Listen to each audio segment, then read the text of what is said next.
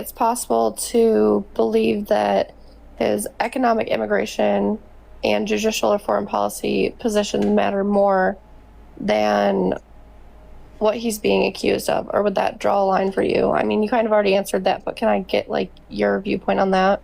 So first, it's not what he's being accused of, it's what he's either admitted to or been found guilty of. For second, his immigration policy just hurts this country. And for third, his economic policy just hurts this country. And for fourth, his foreign affairs just hurt this country. See, that's the thing, is a lot of Trump supporters will try to argue that the grandeur of his policy and public initiatives overrule the harm of his character. But see, the thing is they just amplify the harm of his character because his policies only hurt people. Take mass deportation, for instance, okay? Because he doesn't care about other people, now he's having Venezuelan immigrants illegally deported in violation of their 4th and 14th Amendment rights with no due process to be beaten and tortured, literally, and CCOT in El Salvador. Because he doesn't care about other people, he doesn't care that mass deportation is bringing about the dark ages of the American economy, tanking GDP growth, tanking the job market, you know, taking real median wages and costing a shit ton of money. He's doing it anyways because it may get him more support amongst a prejudiced white voter base. So going back to the argument with the guy who was up here previously about the whole job situation, you don't... I'm trying to word this correctly so it makes sense. Do you not agree that without the wall or without the border and all these rules that are being put in place, that those people who are coming over here and taking those jobs from us, that isn't causing problems? So, undocumented immigrants. Do I think that the undocumented immigrants that are already in this country hurt the country? No. I can kind of see where you're coming from, but in a sense, they are causing a... I mean, we're in debt, whether you agree with me or not, and I do believe that it is because previous to what he's doing, those people who are coming over here are taking those jobs from us, and the money is going places that it shouldn't versus where it should be used properly. And as far as the border, I think that what he's doing, that a stronger enforcement would reduce illegal crossings and it would put a stop to human trafficking in some sense, which is a big, big issue right now. And it was an even bigger issue when he wasn't in office. Would you not agree? So to respond to your first point about saying that we are in debt because of undocumented immigrants, they steal jobs, didn't spend the money improperly, I disagree. According to the IRS, they pay over $100 billion in taxes per year.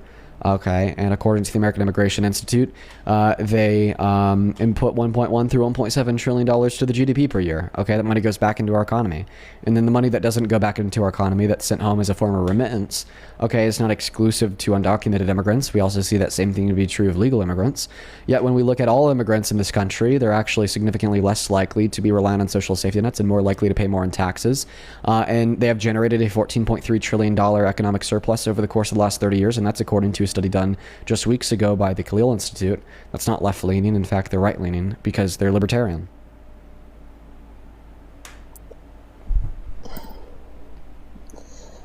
Okay. I had something I wanted to bring up. I do apologize. I am sick, so I was kind of taking notes while you were debating with other people. I wanted to bring up... had to do with the immigration, because I do feel like I'm kind of... I struggle when it comes to, like I said, I can support somebody, but I don't have to agree with everything that they're doing. I mean, do you think that there's literally anything that Trump could do that would make you stop supporting him as president? I do believe it. There is... What's an example of something that Trump could do? Well, yeah, where would you draw the line? What's something Trump could do that would make you stop supporting him as president?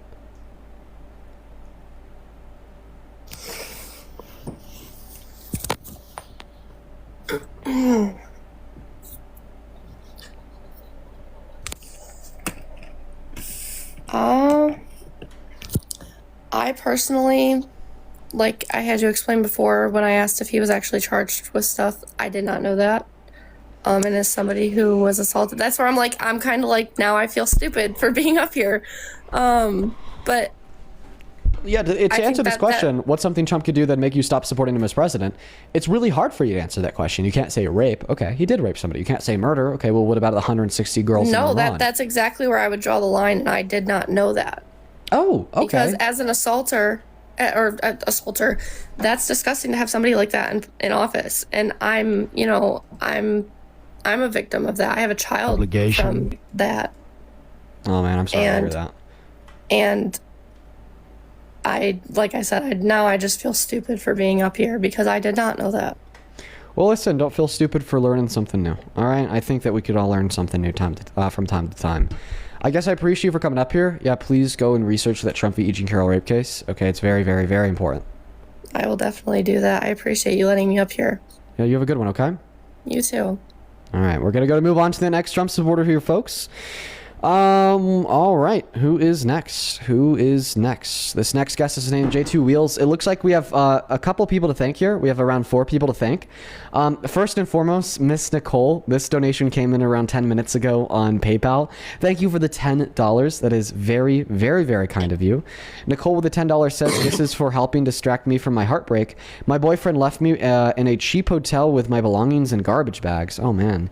Thank you for speaking truth and facts versus delusion. And trust me, bros, keep it up. I wish you the very best of luck bouncing back, Nicole. I understand how hard that could be in many circumstances, but just know that I really appreciate you. Same thing to you, Borg. Oh my goodness, Borg. Thank you for the $50 donation on PayPal. Borg, that is a huge donation. Thank you so much for the love. Oh my god, dude. Show some love to Borg down below. $50 is a shit ton of money. That goes a very long way where I live. Just know that I'm very, very thankful from you. From the bottom of my heart, man. Thank you for the huge, huge, huge donation. Huge shout out to Borg. That is B-O-R-G. Let's get 500 Borg W's. Thank you so very much, man. As well, Chevelle with the $5. And yes, hi to you. And your kitty, Mr. Pickles. That's awesome. Hey, Kristen, that is K-R-I-S-T-I-N. This is the last donation I have to thank for now on Venmo with the $10. Who says donating because your voice is so important today as hate and willful ignorance seem to be winning. Well, just know that I really appreciate you for the $10, Kirsten. What we do here is very important, okay? Because it helps to get more people on board with the right side of history. And I'm just hoping that it pays off for the midterms. Constance, thank you for the $10 over on Super Chat, who says, thank you for putting the work in and having the hard conversations. I try my very best, Constance. Thank you for the $10. I appreciate you for supporting the stream.